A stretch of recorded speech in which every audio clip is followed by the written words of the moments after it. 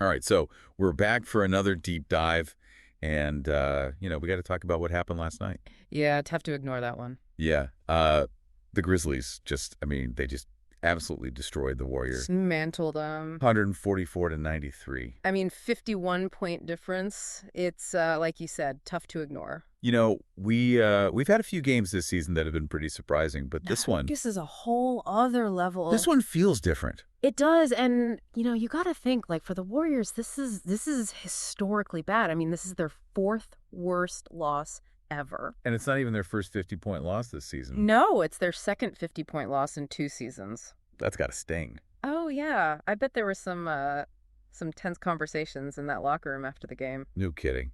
Well, we've got a lot to unpack here. So I guess let's start with how the Grizzlies even pulled this off. Right, right. I mean, you look at the box score, and it's like they were just firing on all cylinders right from the start. Oh, yeah. That first quarter, I mean, they were up by what, 22 points by the end of it? 22 points, and they just, they never really let up, It was like they couldn't miss. especially from three-point range. 27 three-pointers. Yeah, That's insane. It's a franchise record for them. Okay, but how do you hit that many threes in a single game? Well, I mean, part of it's got to be just, like, incredible shooting, right? Like, they were hot. But you also got to look at the Warriors' defense. Yeah, that's true. I mean, the Warriors, they're usually known for their defense. Right, and that's the thing. It wasn't just that the Grizzlies were hitting everything. It was that the Warriors weren't even contesting a lot of those shots. So, are we saying that the Warriors just, gave up? No, I wouldn't say gave up, but there were definitely some lapses, maybe some miscommunication, some missed assignments, whatever it was. The Grizzlies were able to exploit it. Yeah, they definitely took advantage of it. And speaking of taking advantage, we got to talk about Santi Aldama. Oh yeah, he was huge. 21 points, 14 rebounds. 8th double-double of the season. Just to clarify, for anyone who maybe doesn't live and breathe basketball stats, a double-double means you have double-digit numbers in two different categories. So in this case, points and rebounds. Right, and Aldama was just like everywhere, hitting shots, grabbing boards. I mean, he was a beast. He really was. Well, So, okay, we've talked about the Grizzlies, how they were basically unstoppable. But, we got to talk about the Warriors. the other side of the coin. What happened to them? They've been such a powerhouse for so long. Well, it's hard to say for sure, but I think like the first thing you got to look at is Steph Curry. Yeah, he had a rough night Rough is putting it mildly. 2 points, both from free throws, and missed all 7 of his field goal attempts. including 6 three-pointers. He's Steph Curry. He's supposed to be the three-point king. I know it was almost painful to watch. And to put this in perspective, this is the first time in his entire career that he hasn't made a single field goal in a game where he played at least 12 minutes. Yeah, I mean, everyone has an off night, right? But Yeah. still, coming from Steph Curry, that's... Yeah, that's pretty unheard of. Yeah. And it wasn't just Curry. Draymond Green didn't score at all either. 0 points in 19 minutes. And at this, his plus-minus was -42. Negative 32. -42, meaning while he was on the court, the Warriors were outscored by 42 points. Ouch. Which, by the way, is an NBA record for the worst plus-minus with no points, rebounds, or assists in under 20 minutes. So, yeah, historically bad performance. Oh, man. So, what's the takeaway here? Was this just a fluke? Or the Warriors, are they, falling apart? It's tough to say for sure. I mean, they've definitely been dealing with some injuries this season. But I think this game might be a sign that there's something bigger going on. Like what? Well, like their defense, for example. Yeah, they weren't exactly shutting down the Grizzlies. Right, and especially against a team like the Grizzlies, who rely so heavily on three-pointers. If you can't figure out a way to defend against that, you're going to have a bad time. So basically, the Warriors need to adapt. I think so, yeah.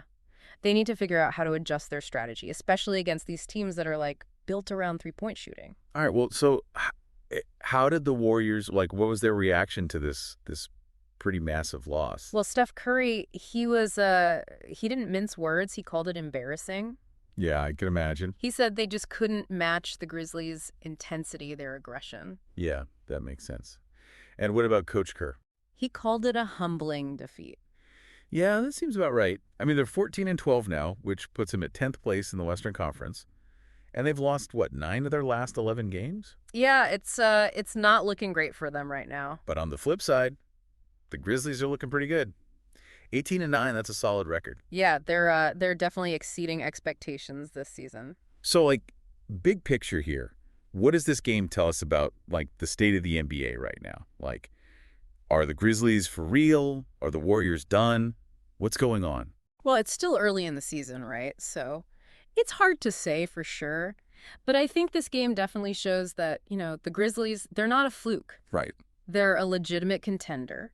And they've got the talent, the energy, the coaching, like they've got all the pieces. But the Warriors, they're not just going to disappear, right? No, of course not. I mean, they're still the Warriors. They've got the experience, the championship pedigree. So are you saying they could still turn things around?